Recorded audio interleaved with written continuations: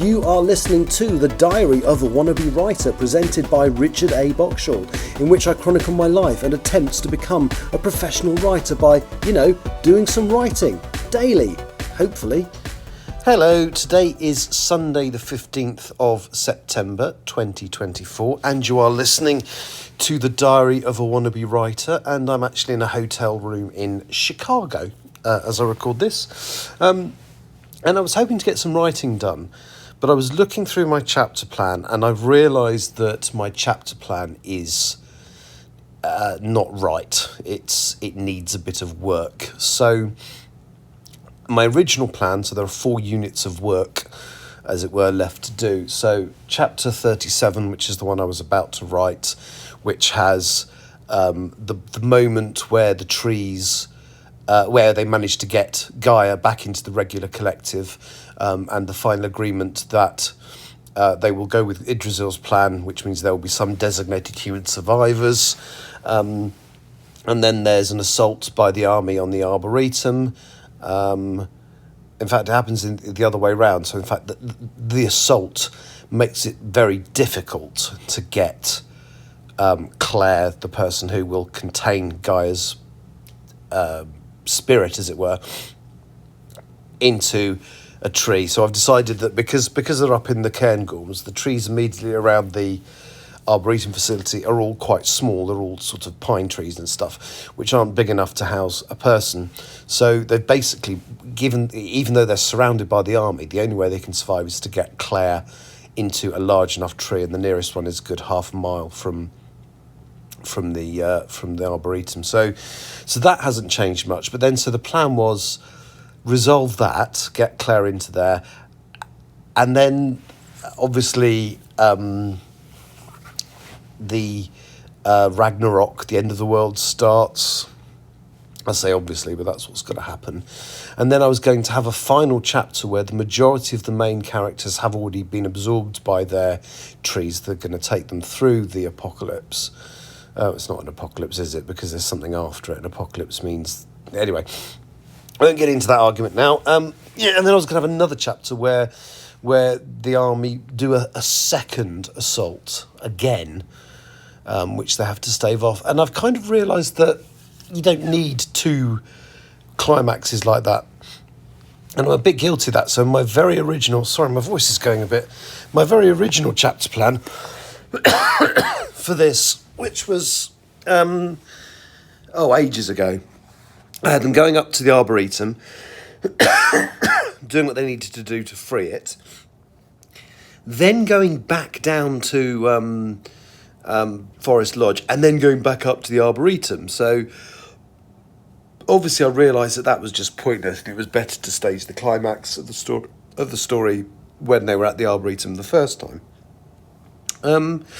And I feel similarly here that I don't really need, an army assault on the Arboretum, the resolution that means the Yggdrasil plan is followed by the Chapter of Death, followed by another assault. So I do need to do some work on the chapter plan, but my immediate thoughts are Chapter 37 needs to at least start the way I intended it. So at the beginning of chapter 37, Gaia is going to basically pop back and say, okay, look, I've thought about the things I've experienced of you humans. My voice is absolutely fine half an hour ago. Yeah. I've done I've learned what I need to learn of you guys, and I'm convinced enough that there is enough interesting and different about you that actually wiping you out would be a crime anyway. It would be genocide, but it would be a bad thing to do.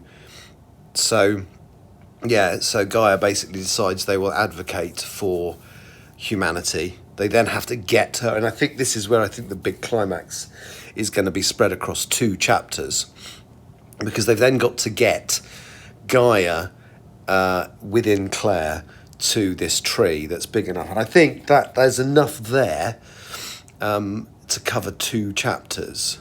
And so the big assault will happen, and it will end with Gaia getting absorbed by the tree, with Ragnarok happening, but the version where the designated survivors can survive, and then in the final chapter there's the getting everybody up, the remaining characters up to the Cairngorms. So I'd already thought about how that was going to work. There's going to be so the designated survivors have already been chosen by Arbor Associates, because they basically want to create a community. So they've chosen the people that survive. Most of them are Yakunda, but some of them there'll be like farming specialists and doctors. There'll be people who the future society will need to survive easily or survive comfortably. And because everything's happened so quickly, a lot quicker than they thought, these people will... Originally, they were just going to bust them all up, but that, because of the movement restrictions and stuff like that, that hasn't been able to happen. So the plan will literally be a Skald will appear near where Dr. So-and-so, for example, Dr. Smith down in Kent, will suddenly get accosted by a Skald that will knock him out and carry him up to his survival tree in the Cairngorms by running, which obviously will take a few days with the oxygen depleting. So that's going to be how it's going to pan out. And then so in the final chapter, it's about getting the people up to their survival tree. And I think, because again, whatever happens, Gordon Oakley as a character, he's my character that's going to die. I really like the character, but there's got to be something's got to. You can't have all the good guys surviving. There's got to be a cost.